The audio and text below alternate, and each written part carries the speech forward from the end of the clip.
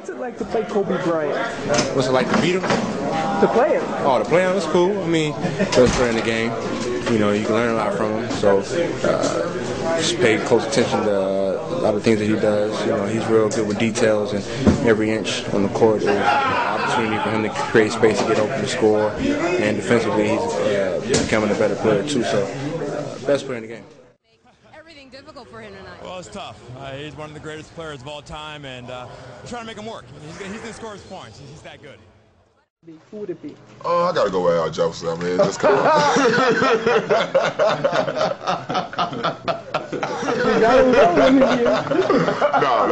No, I got to go with Kobe Bryant. I got to go. Why? I mean, because, God, man, he's amazing, man. I mean, the way he just take it to another level when you have to, you know. You kind of, when you got a team like that and things not going, everybody missing shots, you kind of have that one guy like Kobe who just come through and just give you 4 or 5 big baskets in a row, and that's what he do. You know, that would separate him from a lot of people. And LeBron James, you know, would be number 2, you know, to me. But right now, I gotta go with Kobe. And Al Jefferson 3? Well, yeah, you just can't count him out either, man. You got to keep him in that top 3 somewhere. Still trying to, to me it's unfathomable that a guy can score 81 points in this day and age. So it's still hard for me to grasp it. You know, I average 9 points a game, so it would take me almost 9 games to equal that 1 game total. But, you know, if anybody in the league could do something like that, it's Kobe Bryant. Where were you in that moment when you heard about the 81?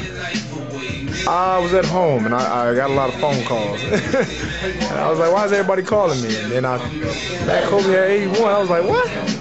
Crazy. I watched the game. I started cheering for him. Really? Yeah. You wanted to go for 90? I just going to keep going, you know.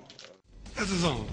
You know, where your team is down 18, and your willpower lets you hit 5 threes in a row. Here's Kobe again. Yes, sir. He knew if you looked on his face, every shot was going in for him. That's going to go down in history. 81 in 2005, 2006, doesn't happen. Kobe, he dunked on me.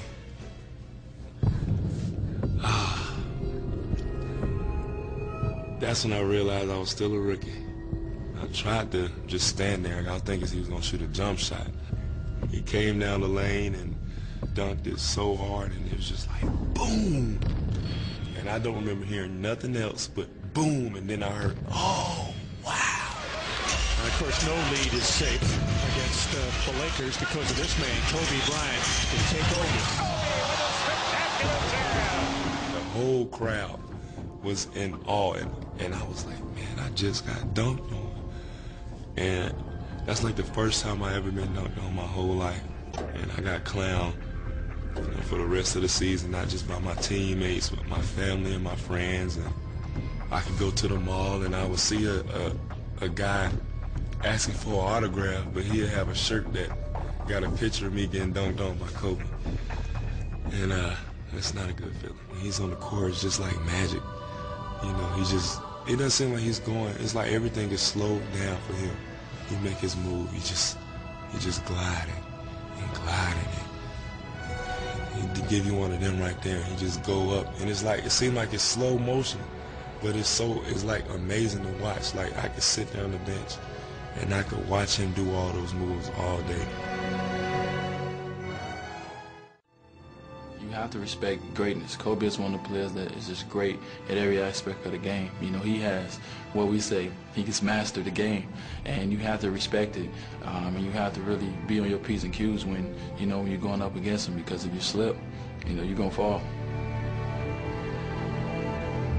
Kobe Bryant's probably one of the top, I would say, 10 players ever to play the game. For him to approach the game with the consistency he does is, you know, what really sets him apart and makes him one of the all-time greats.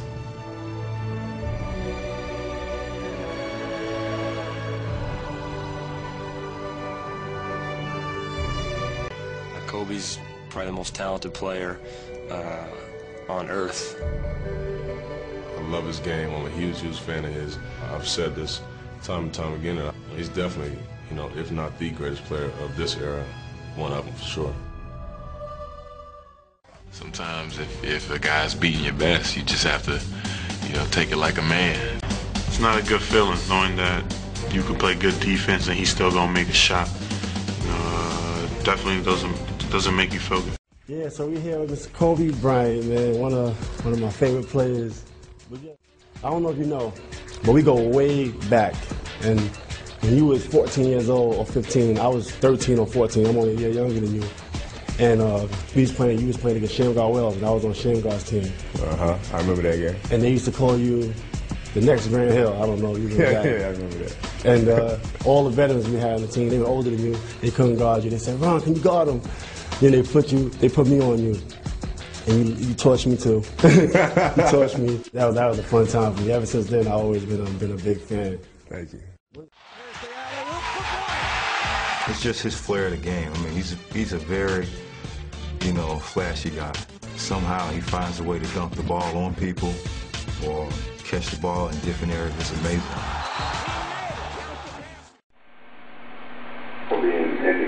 Is he as unstoppable as people say that he is?